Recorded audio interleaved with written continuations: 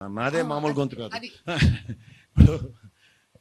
ఇందాక మీరు ఒక ఆన్సర్ ఇస్తూ మా రజనమ్మ కూడా ఇందాక మాట అనేసింది, నోరు జారి మళ్ళీ పవన్ కళ్యాణ్ గారు. మీరు కూడా రాజకీయ ఆచరణలో ఏదైనా నాకు ఒక్క అవకాశం ఇవ్వండి నేను అన్నీ చేసేస్తానని చెప్పిన పవన్ కళ్యాణ్ అవకాశం ఇచ్చిన తర్వాత కనుమరుగు అయిపోయాడు. వాళ్ళకు కూడా గుండె చేతికిన దొరకట్లేదు. సేమ్ ఇవాళ బీసీ ప్రాతిపదిక మీద గౌరవ ప్రధానమంత్రి గారు దేశాన్ని అన్ని రకాలుగా శాసించే స్థాయి ఉన్న ఆయన బీసీ సామాజిక వర్గం కనీసం కులగణన కూడా చేయట్లే.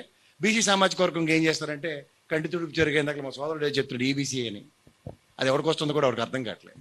ఇప్పుడు బీసీ సామాజిక వర్గానికి 44% ఏ పొలిటికల్ పార్టీకి మైక్ ఇవ్వండి 44% రిజర్వేషన్ మేము ఇచ్చేస్తామంటారు, మళ్ళీ కోర్టుతో లింక్ పెడతారు.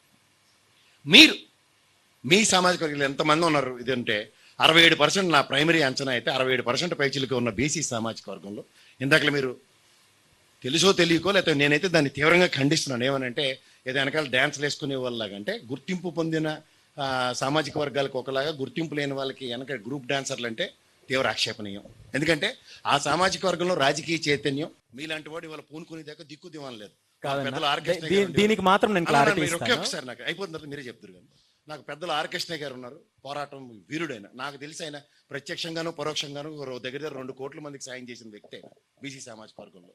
కానీ అవుట్కమ్ పొలిటికల్ సినారియోలో ఎక్కడో దగ్గర శాత్ తీరే పరిస్థితి వచ్చింది. అవతల మొదట్లో తెలుగుదేశం సన్నిధానంలో ఇప్పుడు బీజేపీ సన్నిధానంలో శాత్ తీరుతున్నాడు, ఇంక్లూడింగ్ 3 పార్టీలు. కానీ రాజకీయ జయం అన్నది ఏ ఎవరినైనా తీసుకుంటే అంతిమంగా ఒక పార్టీ పదవి అలంకరిస్తే తృప్తి చెందడం వర్సెస్ మీ బీసీ పార్టీ ముఖ్యంగా ఈ చైతన్యం నాతో నడిచే ప్రతి ఒక్కరికి వచ్చేదాకా నేను నిద్రపోనన్న శబ్దం ఏమైనా ఉందా మీ దగ్గర? రెండోది దీని మీద దృఢ సంకల్పంతో నేనే ఇందాకలా వెనకాల డ్యాన్స్లు వేసుకునే వాళ్ళకి కూడా నేను ఇవాళ అవకాశం కల్పిస్తున్నారు, నాకు దానికి ఆల్రెడీ సమాధానం దొరికింది. ఈ అవకాశ కల్పనలో మీరు తిరుమల దేవస్థానానికి 1000 ఆవులు ఇస్తాను లేదంటే డైరీ పెట్టడానికి అన్న చొరవ వాళ్ళ గెలుపుకి ఎందుకు సహకరించరు? దీని మీద మాత్రం మీ కార్యాచరణ కేటగిరికల్గా చెప్పండి. ఈ అమరావతి నేను వస్తే ఉంచుకుంటాను, లేకపోతే 1000 ఎకరాలు ఇస్తే సంతృప్తి చెందుతాను, లేకపోతే తుప్పల్లో ఇస్తే కొట్టి మళ్ళీ సాధన చేస్తాను, ఈ గ్రీక్ వీరుడు మాటలు మాకు వద్దు. మీ స్టాండ్ పార్టీ పరంగా అమరావతి లేకపోతే మావిగన్న లేదంటే కొత్త రాజధాని. నేను పొంగనూరులో పుట్టాను, ఖచ్చితంగా నేను పొంగనూరులో పెట్టుకుంటానని ఎవరైనా కాదంటే మాట్లాడదాం. ఒక పార్టీ స్టాండ్ అలా విధంగా ఉంది వాళ్ళ. సో చిత్తూరు మా పురుషోత్తమ రెడ్డి గారు ఇమీడియట్గా వచ్చి అవతల పక్క కూర్చుంటారు, రేపటి నుంచి రాయలసీమకి రాజధాని వస్తుందని. కానీ అంటుంది ఇక్కడ క్లారిటీ టువర్డ్స్ క్యాపిటల్. భూములన్నీ అమ్మేదాకా సక్రమంగా అందరూ సెట్ అయిపోయేదాకా మా జేబీ రోడ్ కూడా అక్కడి నుంచి పారాచూట్ వేసుకొచ్చేదాకా రాజధాని డిక్లేర్ అవ్వలే. 2014 నుంచి అందరూ మోసపోయి ఉన్నాం. వాడు 3 అంటాడు, మీరైతే అదృష్టంగా మీ నోట్లోంచి మాట రాలేదు. 2024లో దృఢంగా ఒక 50 పైచిలకు మంది మీరు పోటీ చేసిన. కానీ ఇవాళ ఈ క్రూషియల్ జంక్చర్లో టువర్డ్స్ మావిగన్ అంటే మీరు మచిలీపట్నం దాకా పరిగెట్టడానికి సిద్ధపడినప్పుడు సెంట్రిక్గా 3 మధ్యలో బిల్డింగ్ కట్టి ఈ ఎంప్లాయీస్ అందరినీ ఆడే కూర్చోబెట్టి పని చేయించుకుంటా నాకు కావాల్సింది ఇండస్ట్రియలైజేషన్. కాబట్టి మా బీసీ సోదరులకి అమరావతి రైతులతో నెగోషియేట్ చేసి ఒక ఫిక్స్డ్ ప్రైస్ ఇచ్చి తీరేస్తా. మొత్తం రాజధానిలో ఇండస్ట్రియలైజేషన్ ఆ 4 లక్షల పైచీలకు ఆల్రెడీ ఎకరాల ల్యాండ్ ఉంది, ఇది ల్యాండ్ బ్యాంక్ కింద ఆంధ్రప్రదేశ్.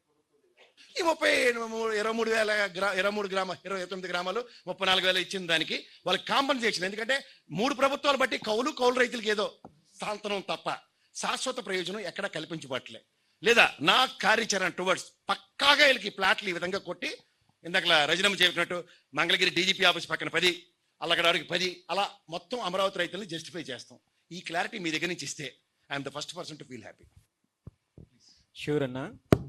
ఒకటి, నేను గ్రూప్ డాన్సర్లు అనేది ఉదాహరణ ఎందుకు చెప్పానంటే ఈ పార్టీలు బీసీలను అలా ఆడుకుంటున్నారు అనేది చెప్పాను తప్ప నేను అలా కంపేర్ చేయలేదు.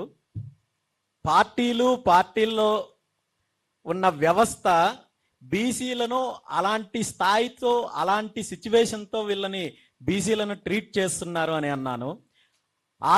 ఆ సిచ్యువేషన్ నుండి బయటకు రావాలి, బీసీలకు సామాజికంగా ఆర్థికంగా రాజకీయంగా అన్ని రకాలుగా అవకాశాలు రావాలని చెప్పి నేను చెప్పడం జరిగింది. 2, బీసీ ప్రధానమంత్రి ఉన్నా బీసీలకు న్యాయం జరగలేదని మీరు అన్నారు. నేనేమంటానంటే కేంద్రంలో బీసీ ప్రధానమంత్రి ఉన్నారు అనే కంటే కూడా బీజేపీ ప్రధానమంత్రి ఉన్నారు, బీజేపీ పార్టీ యొక్క విధానాలను ఆయన అమలు చేస్తున్నారు అనేది నా భావన. బీసీవై పార్టీ విధానాలు నా విధానాలు తేడా కాదు, కానీ నరేంద్ర మోడీ గారు బీజేపీ పార్టీ విధానాలు కాకుండా బీసీ విధానాలని ఏ రోజు ఆయన చెప్పలేదు. ఒకవేళ చెప్పింటే ఖచ్చితంగా అంశం పైన మనం మాట్లాడొచ్చు.